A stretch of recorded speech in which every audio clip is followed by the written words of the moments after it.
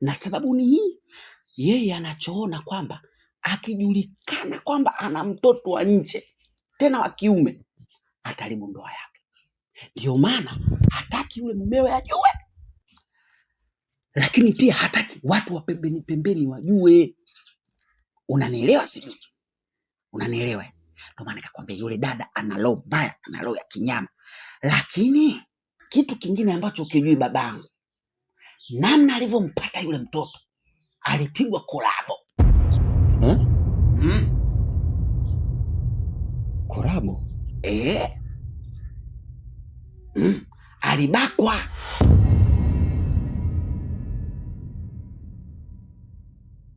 Ndevu zenyewe huna. Sasa mimi nikisema sasa niwe na wewe na kushika wapi jamani?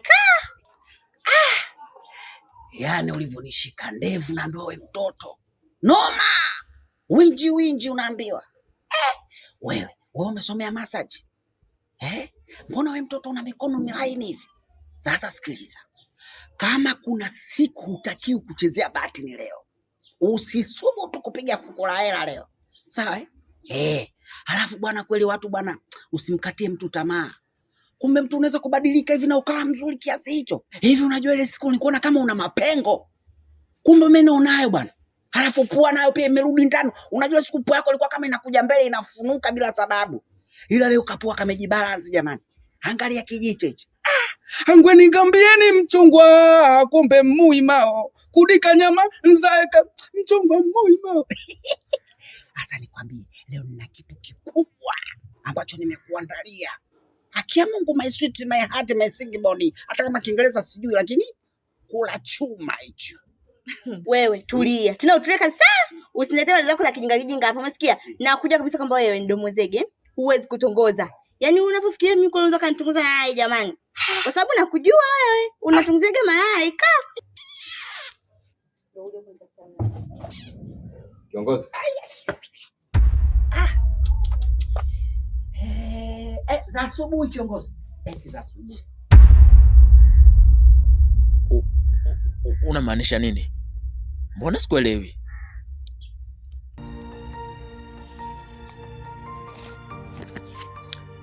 Hii kwa ajili yako. Nipo tayari kukusaidia. Yaani kwamba wewe unahitaji kunisaidia mimi kwa dhati au kuna kitu kingine ambacho unachokihitaji kutoka kwangu? Unajua mwanaume handsome kama wewe hupaswi kupitia shida ndogo ndogo kama hizi. Ani ndoto ya kila mwanamke kumiliki mwanaume handsome kama wewe.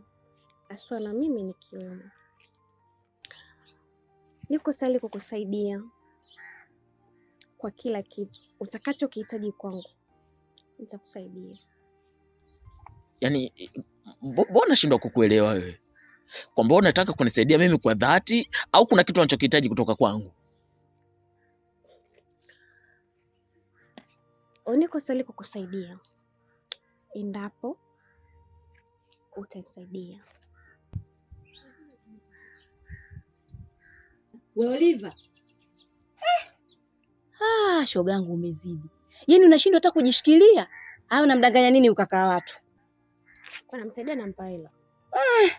Binti, punguza. Hebu tuondoke. Bwana na wewe kaa tu lakini sasa subiri nimsaidie. Hebu tuondoke.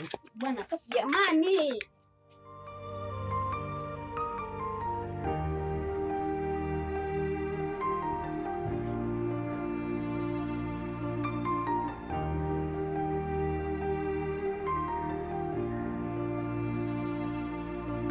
Vipi baba? Wewe vipi? Mbona unishonisha mayai? Una shida gani wewe? Sikia nikwambie. Kwa ushauri tu, kana mwenzako mwambie akufundishe kutongoza. Sio unakuja kutongoza kishamba. We kana wewe. We. Kaa kimya wewe. Shika dabu yako. Hivyo umefunzwa wapi wewe? Wewe ni mtoto wa wapi sio kwa unajua wakubwa? Unanitongoza unanijua mimi? Unanitako? Unanitako na kuuliza? Yaani wewe mtoto mdogo kweli, mimi naanzio kama wewe ananiheshimu. Unanitongoza kwa misingi? Mbona unanitongoza? Nisikilize. Mimi na watu kama wewe wananiheshimu. Sawa, mwangalie na uwanja wake. Uwanja umepakia kwanza Kisogoni mpaka huko. Huo uwanja ugomvi huo. Ala? ongea wewe, lakini zingatia kwamba jifunze kutongoza. Ongea na mwanamume wenzako akufundisha kutongoza, sio kutongoza kishamba. Kwenda piga kwenzi moja. Mwangalie vile. Hilo baba zima alijui kutongoza. Hilo Domozege. Basi baba unaenda wapi tena?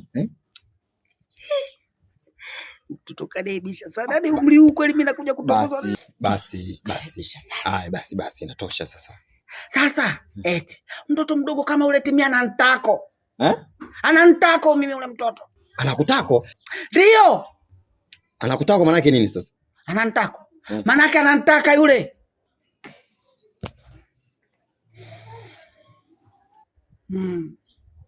Sasa hii dunia si imevaa sketi. Yaani hii dunia imevaa sketi, imesubiria kupaka wanja nawe kajiuze huko. Niambie baba, ulikuwa unasema? Sawa. Nilikuwa na mazungumzo na wewe. Okay. Shoga yangu. Nakujua vizuri mtaa mzima wanakuita jenga uza. Haya.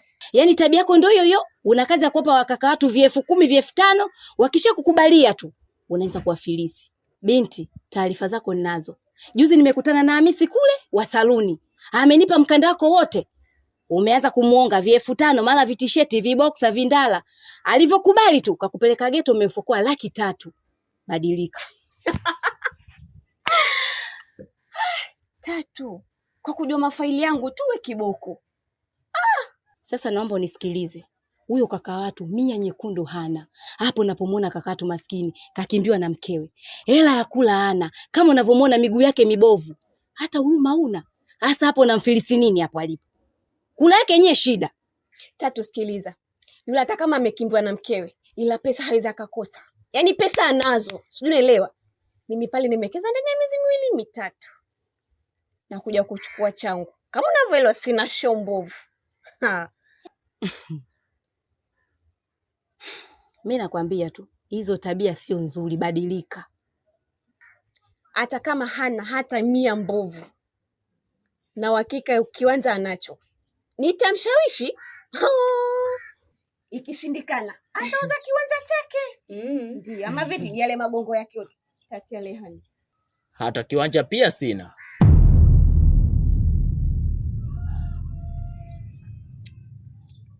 Hivi, unajua ulivyokuja pale nilivyokuona, nilijua ni dada ambaye unajitambua sana katika kichwa chako. Lakini kumbe ni bure kabisa, hauna chochote wewe.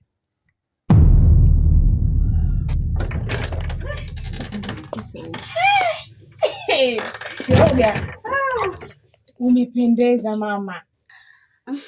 Kwa jinsi unavyoniona. Unadhani boss Kai anaenda kunifanyia surprise gani? Kim, hilo sio unaniuliza mimi tena. Wewe umenipigia simu nimetoka nyumbani mkuko sielewi naenda wapi. Unaniuliza tena mimi jamani. Yaani kama mtoto mweza kuna pressure. Na siwasene sielewi hata niongee neno gani, mniambie basi mzako. Yaani Kim mimi unanichanganya tu. Kwanza mwenyewe nimetoka hapa sijiamini. Umeniambia una safari nikupeleke. Vipi kaa tunaenda kwenye hoteli mkubwa mimi tayari niko hivi. Sina kutia aibu mama. Bana, hebu achana na mambo ya hoteli. Yule hata nipeleke hotelini. Ananipeleka sehemu za ufukweni ambazo sehemu hizo nadhani unazijua. We, mambo ya pete. Yaani kama najiona kama mtoto nina furaha. Yaani sasa shoga yangu kama mambo ya pete tena. Mimi naenda kufanya nini? Kama mtoto umezubaa. Yaani mpaka sasa hivi nilivyokutoa huko mbali kote, hujui kazi yako. Hapa mama. Hapa udaku. Mambo yako rusha watu roho tena, Kazi yako itakuwa jamani, umeshapendeza wenyewe. Atumbali ndio. Hivi Penina, nikwambie kitu gani kila siku? Kwani ukienda dukani unachelewa kiasi hicho? Dada, mwenye duka alikuwa hayupo. Alikuwa hayupo Saidi, si ndio? Yaani wewe kila ukienda kwenye duka la Saidi lazima uchelewe. Hivi mna ajenda gani wewe na Saidi uko dukani? Kila ukienda lazima uchelewe. Sasa basi, bado kidogo tu mlango wangu ningeufunga na ungekuja kukaa hapa mpaka mimi nitakaporudi. Shika hiyo funguo. Alafu naomba nikukumbushe kitu. Najua umenisikia maongezi yangu mimi na boss Kai huko chumbani. Sasa naelekea huko. Ole wako aje mtu yoyote hapa niulizie, useme ameenda kufanya surprise na boss Kai. Penina utarudi kijijini. Na Unanijua nadhani. Dada, siwezi kusema. Na usiongee, ufunge mdomo wako hivyo hivyo. Sio, unaelewa? Ingia ndani, mimi naondoka. Mbona sifi kama nimependeza? Dada, si nilikwambia jamani umependeza. Nzuri pia unachangia.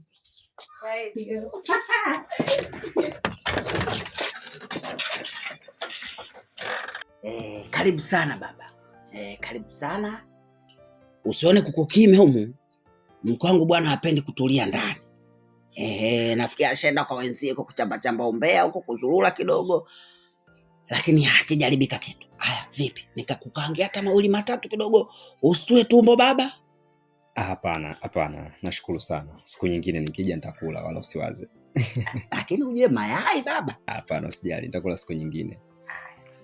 Lakini nimekuja hapa nilikuwa na jambo moja la msingi sana, kama sio mawili. Kwa hiyo nikasema wewe utafute tukae sema utulivu tuweze kuongea vizuri. Sasa bahati mbaya au bahati nzuri, kwangu mimi ni nzuri, sijui kwa upande wako. Nimefika tena hapa shangazi sijamkuta. Kwa hiyo itatusaidia sisi kwenye maongezi yetu pia. Kiufupi mjomba, mimi kazi nimeianza kama madam alivyotaka. Lakini kwa upande wangu mimi imekuwa ngumu kidogo kwa sababu sina details zaidi zinazotosha kufanya kazi yangu. Kwa sababu ikabidi nije kuuliza, wewe na yule madam ni mtu na kakake au ni undugu tu wa kuungaunga mjini? Mimi na madamu ni mtu na kaka yake kabisa. Tumbo moja. Ndio maana hata rangi unavyoziona hizi, sio mbona rangi zinapea. Sisi za kwetu zinafubaa kwa sababu kidogo tunaona maisha yetu. Mwenzetu anang'aa yule, yani katika familia, katika uzao wetu. Sisi ndo akina Mbogila. Sawa? Ukisikia hatuna kitu ndo sisi. Mkeka yani. Yaani pangu pakavu ya mchuzi. Yaani tumepauka kama ukuta wa bafu. Lakini ule mwenzetu, maisha mazuri bwana. Umeona?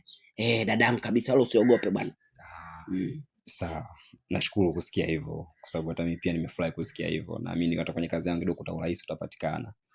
Lakini swali langu la pili, nilitaka kujua pia, huyu kijana ambaye amenituma nimchunguze, Poga Msauzi, ni mwanae wa kumzaa au vipi? Na kama ni mwanae wa kumzaa, kwa nini ameruhusu aishi kwenye haya mazingira? Nini kipo nyuma yake? Wewe baba, wewe jisikilie bwana. Jisikilie wewe. Tena pumu. Unanisikia wewe? Huko unakoenda sasa tunaingia maungoni. Usinikausha uzazi wewe. Kwa hiyo kaka Kai, ni kweli wewe ndio umeamua kufanya hivyo? Na unadhani hayo ni maamuzi sahihi kwako? Ndio, hayo ni maamuzi sahihi sana kwangu. Na kwa nini umeamua kufanya maamuzi kama hayo? Nilikuwa sina namna. Maana ukweli ni kuwa huyu mwanamke ananipenda sana. Na kama kweli ananipenda, basi inalazimu kufanya maamuzi kwa manufaa yake yeye. Ila utanisamehe sana Zawadi. Sina namna. No way out. Haya, mimi nakutakia kila la heri kwenye maamuzi yako. Hapana. Natamani sana uwe shuhuda kwenye hili. Ila kuna kitu nilikuwa nataka nikuombe. Naomba isiri ibaki baina yetu. Na usimshirikishe mtu yoyote yule. Hivi ukiniangalia mimi, unakuja kwangu mimi eti unitapeli. Unipe vipesa vyako vidogo vidogo, baada hapo uje uchukue pesa nyingi kwangu. Mimi nina nini? Sina pesa mimi. Sina kiwanja ambacho nimenunua kwa pesa yangu wala kiwanja cha urithi. Sina. Kwa dada yangu hapo usikae ukajiongopea kwamba utapata chochote kwangu mimi. Sina kitu chochote. Halafu dada, kwenye maisha yako usiwe tapeli wa mapenzi. Mbona dada ni mrembo sana? Unaweza tu ukakaa ukapata mwanaume ambaye utapendana naye kwa dhati na mkoana. Lakini hiyo tabia ambayo uko nayo ya kuonga wanaume vipesa vidogo vidogo halafu baadaye uje wapige mizinga mikubwa, watapeli pesa nyingi. Hiyo sio tabia nzuri dada yangu. Nisikilize kwa umakini. Wahenga wakukosea waliposema kwamba muosha huoshwa. Yaani hayo ambayo unawafanyia wanaume, waonga vipesa vidogo vidogo, alafu baadaye unakuja kuwatapeli pesa nyingi, yatakutokea puani. Kama ambavyo wewe unavyowachuna, ipo siku atatokea mwanaume atakuchuna wewe.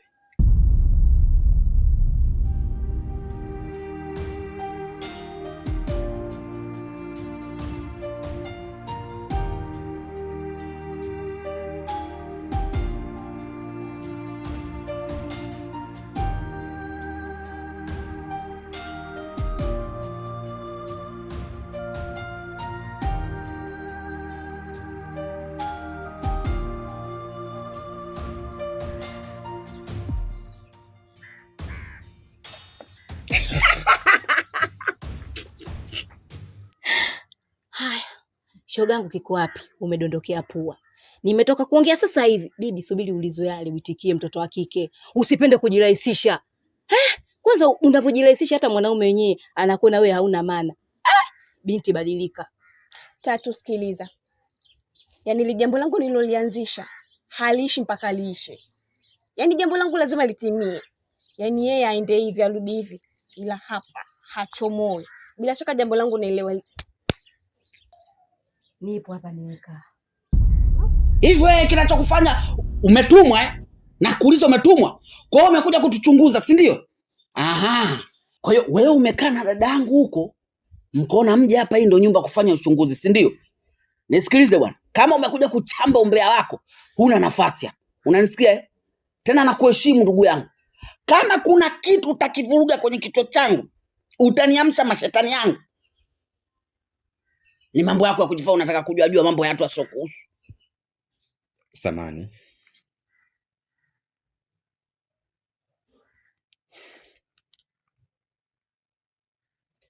Yes, hello. Naomba unipatie mayai tray 6.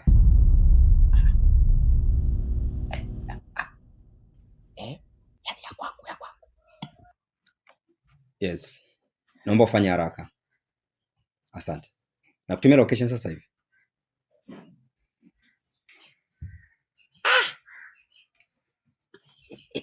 Ngoja kidogo. Yes. Tray 6.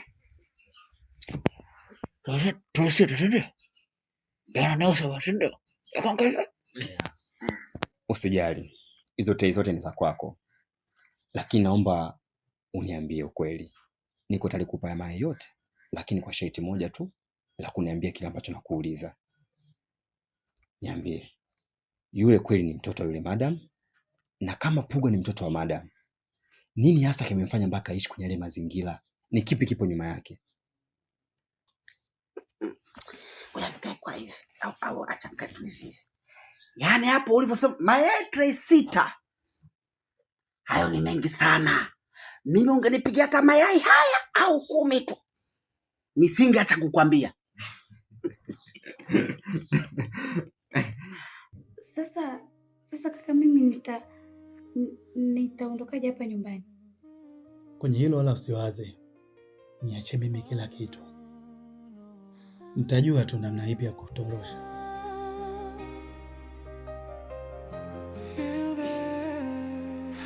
Of love.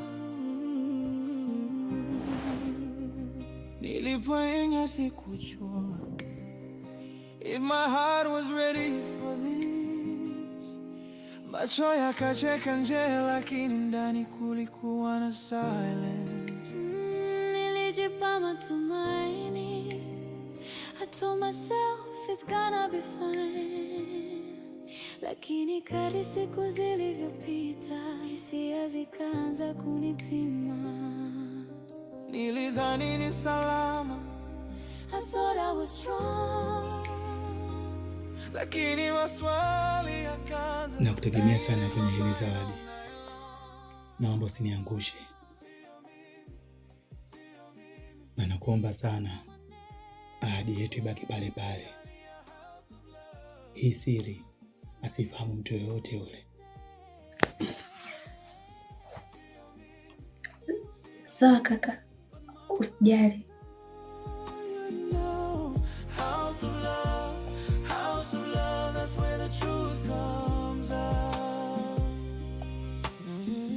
Nijifanya niko sawa. I said I'm good, I lied. Sasa ni hivi, kusema ukweli kabisa kutoka moyoni, yule ni dadangu wa tumbo moja, na huyu mtoto huyu wa kiume, huyu msela, huyu msauzi, huyu ankali wangu ni mwanae kabisa wa kumzaa. Tena kamweka tumboni miezi 9 na leba kaenda. Unanielewa sijui? Lakini hivi unajua ule dadangu kwamba hana roho kabisa kibinadamu? Yaani katika familia yetu sijui ule ni chimbuko la wapi. Dada na roho mbaya yule. Dada na roho ya kikatili. Mimi ninashangaa unakaga night mnapiga story kabisa mnaelewana. Yule bwana jini, yule shetani.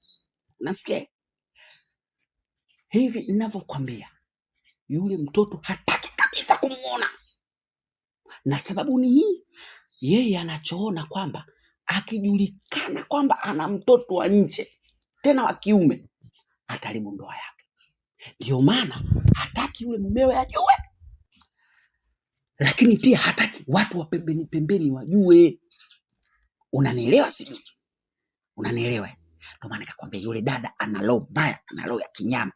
Lakini kitu kingine ambacho ukijui babangu, namna alivyompata yule mtoto, alipigwa kolabo. Kolabo? Alibakwa. Unanielewa? Alibakwa kabisa. Yes, alikuwa anajifanya mtu wa viwanja, akakutana na watu wenye viwanja vyao bwana, wakambaka. Ndio likapatikana dume ile. Samani. Na madam.